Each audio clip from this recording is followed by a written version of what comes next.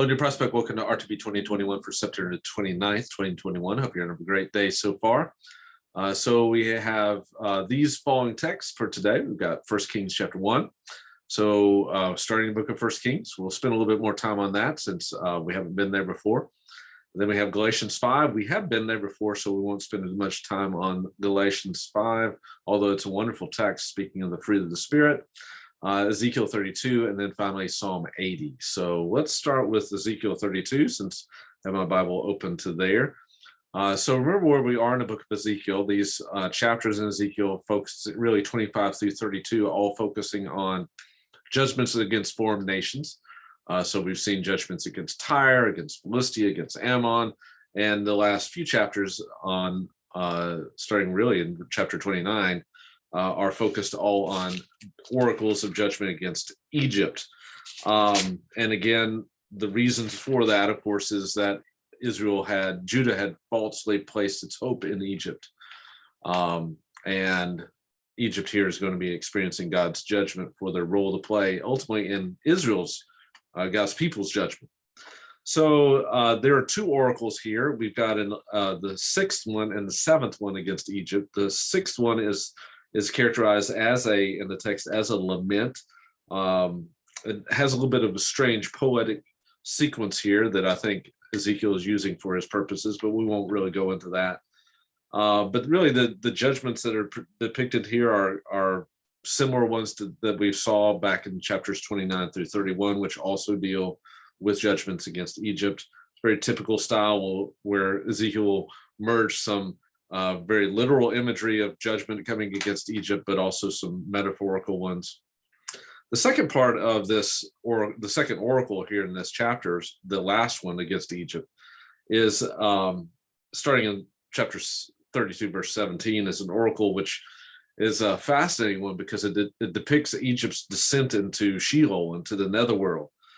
So we read, for instance, in the 12th month of the 12th year on the 15th of the month, the word of the Lord came to me saying, Son of man, wail for the hordes of Egypt and bring it down, her and her daughters of the powerful nations to the netherworld with those who go down to the pit, reflecting a kind of an ancient Near Eastern view, what we call cosmology, how they viewed the world, the netherworld, the world underneath being the place of the dead.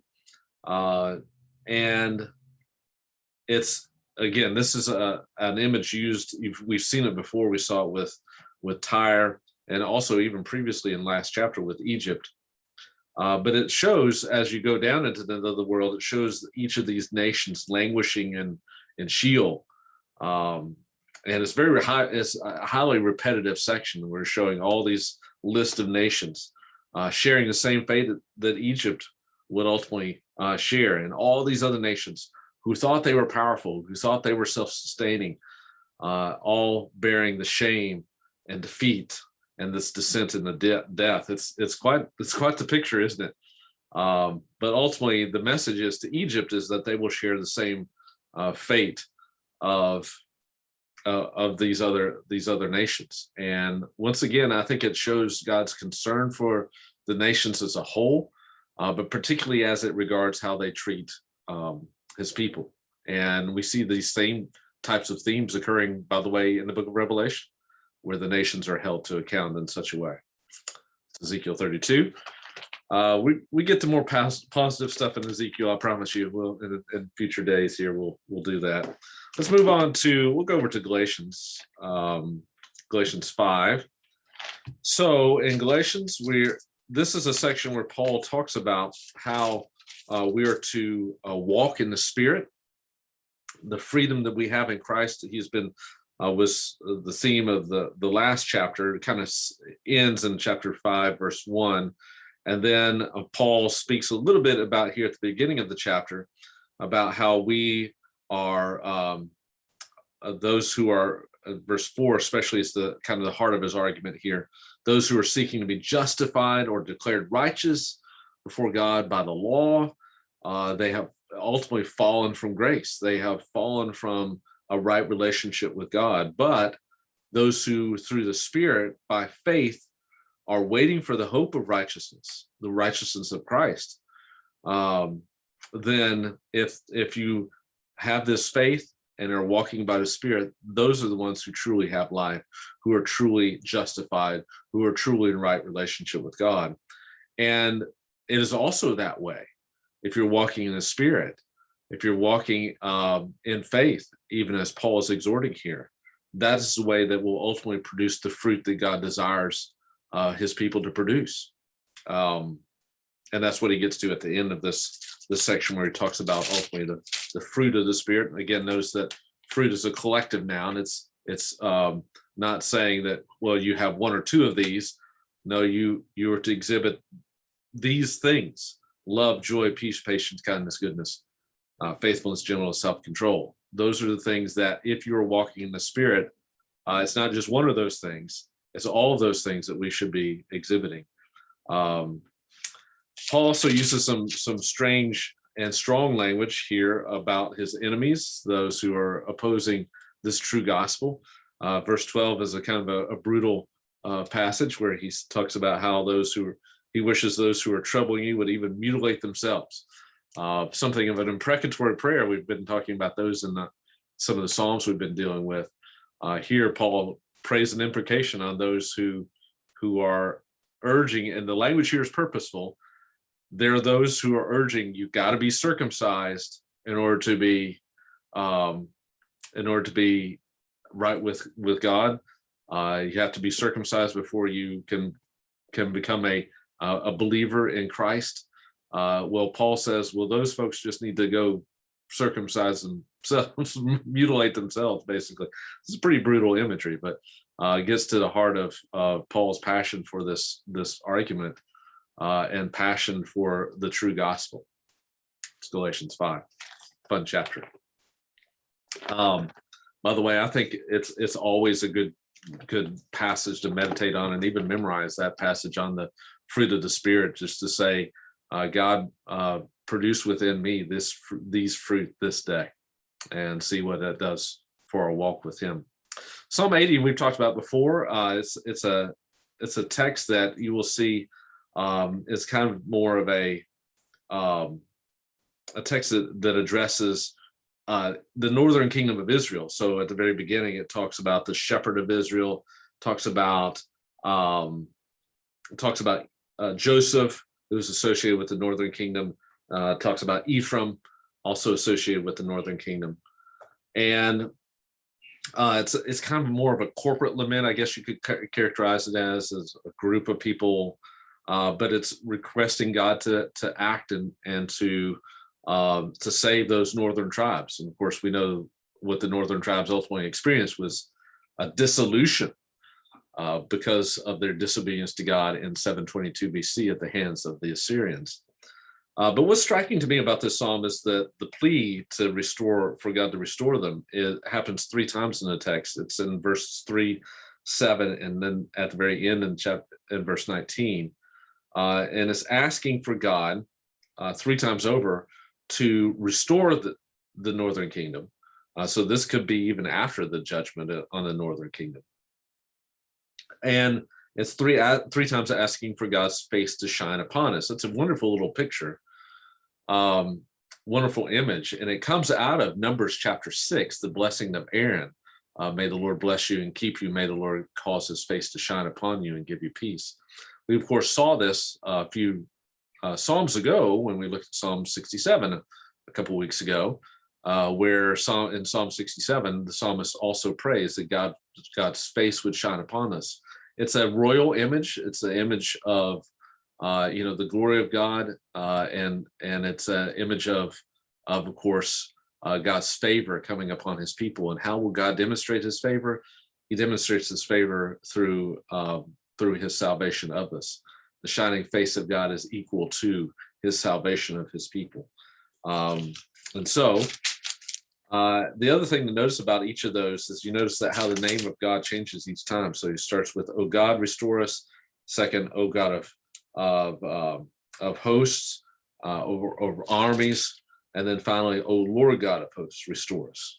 So it's a little bit of a poetic play here on the part of the psalmist to show his hope and expectancy that God would bring salvation to his people, to the northern kingdom.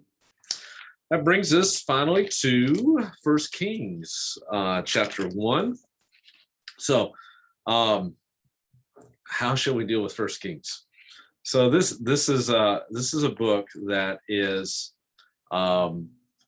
history. So you'll read through it, and you'll see a lot of names and a lot of kings and a lot of things, events that are talked about, prophets like Elijah and Elisha. So it's real history that's being told here, but it's selective history told for a theological purpose. The purpose of a history is not just to, remember when we read through these historical books of the Old Testament, it's not just to give us a bunch of historical facts. No, the purpose of these books is to ultimately exhort us. I call this prophetic narrative or prophetic history. That's what the Hebrews even considered them. Books of Samuel, Kings, Joshua, Judges. These are books that were known as the former prophets. And so they are, for their purpose, is to bring us into right relationship with God and covenant relationship, whether that's the Israelites back then, whether it's the new covenant people even today. So if we read this, we don't want to just read it and say, okay, now I know something more about the Davidic kingdom.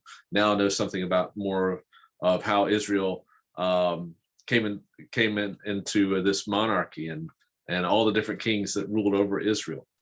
No, that's not what the author wants us to do.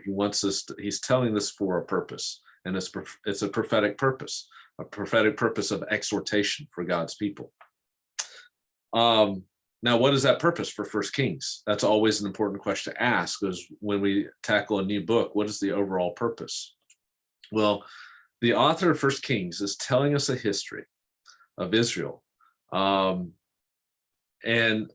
he's telling it through what I would call an exilic lens.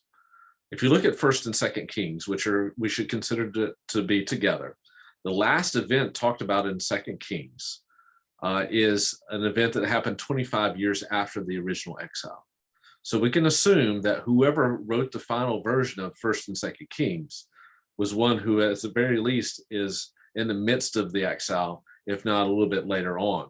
But my guess is that probably he is still there in Babylon, suffering in this exile. So if you can imagine experiencing what he experienced, the destruction of Jerusalem, the as we've talked about before so many times before, the ripping the shreds of the walls of Jerusalem, the knocking down the temple of God, the place where he had worshiped so many times, probably. Seeing the people of God removed from the promised land, seeing the covenant of God trashed by the people, all these things that he placed his faith in. How is he going to tell this story? Well, the story he's telling us through the lens of the exile. He's showing basically, how did we get here? How do we end up in this place? And I think it has that prophetic and exhortative purpose. We got here this way. I think we need to pray that God would lead us in a different direction, right? There's some things we need to change as a people. So that's when I talk about an exilic lens, that's what I'm talking about. This is how he views his history, through the lens of the exile. And 1 Kings 1 is a great example of that. Because of what we have in 1 Kings 1 is the story of David's death. Now, it's kind of odd to begin a book with the death of a king, but not just any king, the most beloved and most cherished king of Jewish history, King David. You'd think if you were just dividing, I said this yesterday, you think if you were just dividing the books between first and second Samuel and 1st and 2nd Kings, you would end 2nd Samuel with the death of David, but that's not what happens. Instead, we begin 1 Kings with this death of David. So it begins, and some of you know this, but this was my PhD research, was on death stories. And I think I've talked to you guys about that before, but death story has a particular pattern to it in Hebrew. It's a type of genre, a type of literature in Hebrew where they would tell a story with a particular flow to it. And the flow was like this, that a narrator would announce the impending death of the person who is dying. then the person who's dying would attempt to put their house in order in some way, whether that's through a speech or through an action. And then you would have the death of the individual announced, usually in some anticlimactic way. And then finally, you would have a response to the death. Well, in 1 Kings 1, we have the announcement of impending death. David was old and advanced in years. So anytime an author tells you that, you can be assured that that person's about to die. But then you have an attempt by David to put his house in order.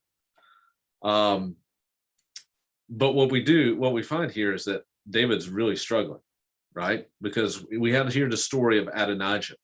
Adonijah was the next in line in terms of lineage to the king. But just like Absalom before him, he tries to take things into his own hands and try to claim the kingship for himself, perhaps because he knows that David had promised kingship to Solomon. So he sponsors this coup, but really, what's happening here is David's completely unaware. So here's David, his kingdom is falling apart and he's unaware, and there's a reason. If we read in the first verse here, it says that they covered him with clothes and he couldn't keep warm. In other words, he really was sickly and dying and had no clue what was going on in his kingdom. David's house, if he's trying to put it in order, David's house is in a complete state of disorder. Now, what's interesting here is there's also a subtle comparison between David and Abraham. This phrase, David was old and advanced in years, is a phrase that occurs only a couple other times, but specifically in Genesis 24. If you remember, we actually talked about this, I think, a long time ago. In Genesis 24, it says Abraham was old and advanced in years. Well, immediately after it says Abraham was old and advanced in years, it says that God had blessed him in all things. Well, immediately after it says David was old and advanced in years, it says that they covered him with clothes and he couldn't keep warm. So, in other words, this author is purposely bringing up Abraham to say that David's no Abraham in his old age. In fact, in Genesis 24, Abraham actually does quite well in putting his house in order. David, on the other hand, not so well. Again, his house is in a state of disorder. Adonijah is trying to claim the throne for himself, and it's falling apart even as he is getting close to death. Now, at the end, ultimately, Nathan and Bathsheba, and they come and say, well, David, you got to do something here. Remember that you promised the throne to Solomon. And finally, David acts, but it's only after some prompting and only after, basically propping him up and trying to get him to do what he's supposed to do. So it's a story that shows a disordered house of David. Well, guess what the rest of the history of Israel in the book of 1 Kings and 2 Kings will be about? A story of a disordered house of David that leads to the exile. The reason why the author of Kings will tell us here, the reason why Israel sits in exile when they do, and the reason why they're sitting there suffering is because of the kings in the line of David who did not lead the people rightly, who did not lead the people in justice and righteousness, and are failing completely. And so when we get to 1 Kings, in a sense, it's a plea through the means of history for another king, a king who would lead the people rightly, who would lead the people out of exile, who would lead the people into right relationship with God. And this is almost a prophetic messianic plea here in the book of 1 Kings. So much more we could say about that, but don't have that time. So I hope you have a great rest of the day on this stage, September 29th, 2021.